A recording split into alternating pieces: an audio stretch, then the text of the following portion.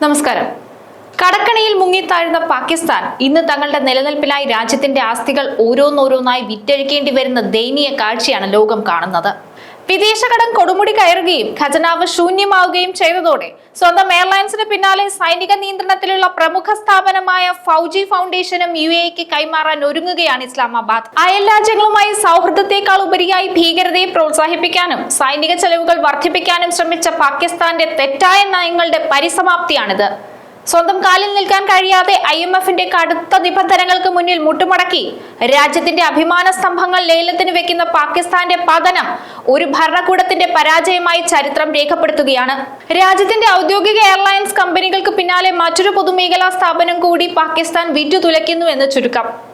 സൈനിക നിയന്ത്രണത്തിലുള്ള ഫൗജി ഫൗണ്ടേഷൻ എന്ന കമ്പനിയുടെ ഓഹരിയാണ് UAEക്ക് വിൽക്കാൻ ചർച്ചകൾ നടക്കുന്നത്. രാജ്യത്തെ പ്രധാന പൊതുമേഖലാ സ്ഥാപനമാണിത്. UAEയുമായി ഇത് സംബന്ധിച്ച ചർച്ച നടക്കുകയാണെന്നും വൈകാതെ ധാരണയിൽ എത്തുമെന്നുമാണ് റിപ്പോർട്ടുകൾ. $100 കോടി ഓഹരിയാണ് UAEക്ക് വിൽക്കുക.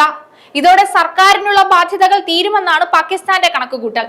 മാർച്ച് 31 മുമ്പ് എല്ലാ ഇടപാടുകളും പൂർത്തിയാക്കാനാണ് പാക് സർക്കാർ തീരുമാനിച്ചിരിക്കുന്നത്. രൂക്ഷമായ സാമ്പത്തിക പ്രതിസന്ധിയിൽ നട്ടം തിരിയുകയാണ് പാകിസ്ഥാൻ. ചില്ലറ കടമൊന്നുമല്ല പാകിസ്ഥാൻ ഉള്ളത്. 9180 കോടി ഡോളറാണ് വിദേശ കടം.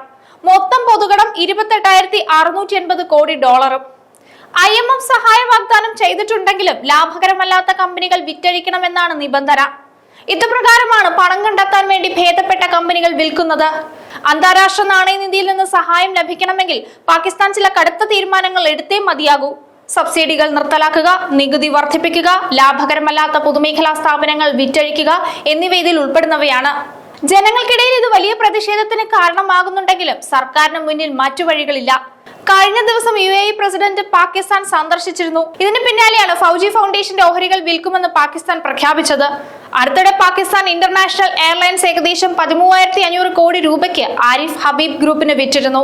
എയർലൈൻസിന്റെ 75% ഓഹരികളാണ് ലേലത്തിൽ വെച്ചത്. ആരിഫ് ഹബീബ് ഗ്രൂപ്പ് 90 ദിവസത്തിനുള്ളിൽ വിമാന കമ്പനിയുടെ ശേഷിക്കുന്ന 25% ഓഹരികൾ വാങ്ങണം.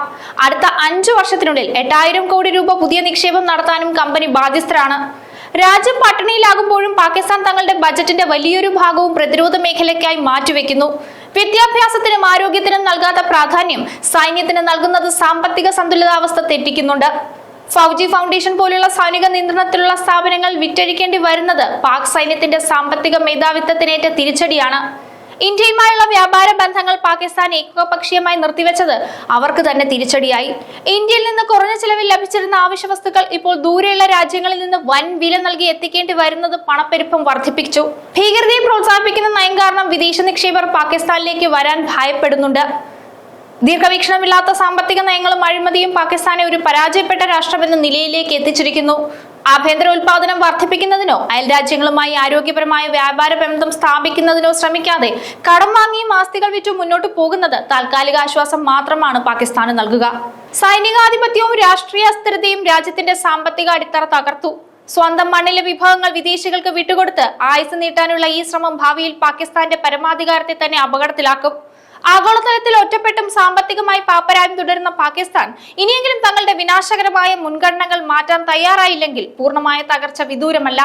വികസനത്തിനോ ജനക്ഷേമത്തിനോ ഊന്നൽ നൽകാതെ സൈനിക താൽപര്യങ്ങൾക്കും തീവ്രവാദ ഗ്രൂപ്പുകൾക്കും പ്രാധാന്യം നൽകുന്നിടത്തോളം കാലം പാകിസ്ഥാന് ഈ ദുരവസ്ഥയിൽ നിന്ന് കരകയറാൻ സാധിക്കില്ല. അയൽ രാജ്യങ്ങളുമായുള്ള ബന്ധം മെച്ചപ്പെടുത്തി തീവ്രവാദത്തിന്റെ വേരറുത്ത് വിദ്യാഭ്യാസത്തിനും പൊതുജനാരോഗ്യത്തിനും പ്രാധാന്യം നൽകിയ ഒരു പുതിയ ഭരണപാത തിരഞ്ഞെടുക്കേണ്ടത് അനിവാര്യമാണ്. അന്താരാഷ്ട്ര സഹായങ്ങൾ ലഭിക്കുമ്പോഴും അടിസ്ഥാനപരമായ ഈ പ്രശ്നങ്ങൾ പരിഹരിക്കാതെ പാകിസ്ഥാന്റെ ഭാവി ഇരുളടഞ്ഞതായിരിക്കും.